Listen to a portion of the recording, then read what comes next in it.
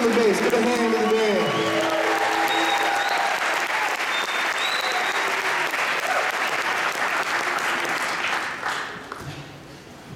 Thank you guys for coming out. It's a lot more fun when people come. I'll tell you what, we would do it anyhow, but it's a lot more fun when people come.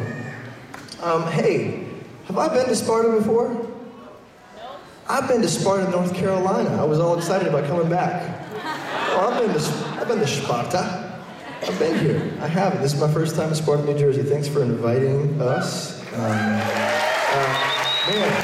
Jonny, Diaz, Mikeschair, yes?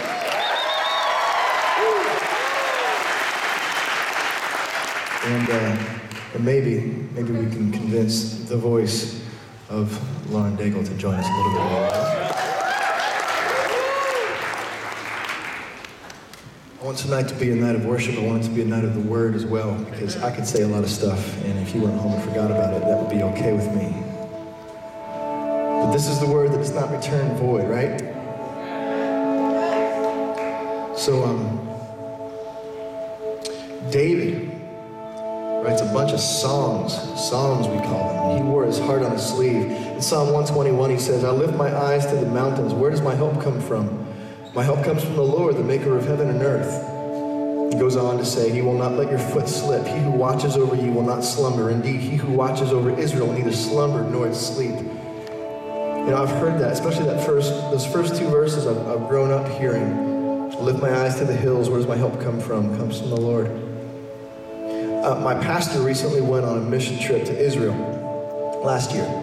He took a tour of Jerusalem. The tour guide told everybody, take a look around you.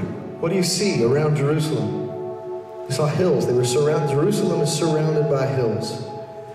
He said whenever the enemies would come to attack to try to lay siege and take Jerusalem, they would invariably come over those hills. They would crest those mountains. And David especially, a king of war, would often find himself being attacked, and he would lift his eyes to the mountains in Jerusalem and ask the question, where does my help come from? Where in the world is my help going to come from? Does that register with anybody? You look around at your situation, where in the world is my help going to come from? David, as he does all through the Psalms, answers his own question. See, he's honest enough to ask the question. He's also aware enough to answer his own questions. He preaches truth to himself in verse 2. My help comes from the Lord, who? The maker of heaven and earth. Everything gonna be all right, right?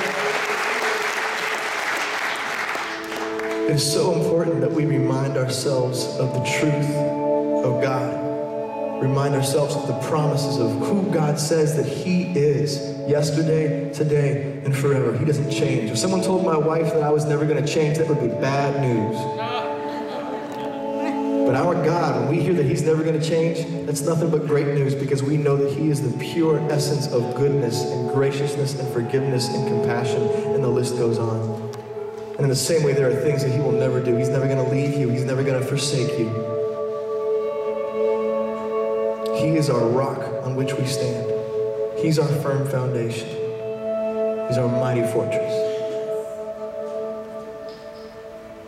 He won't abandon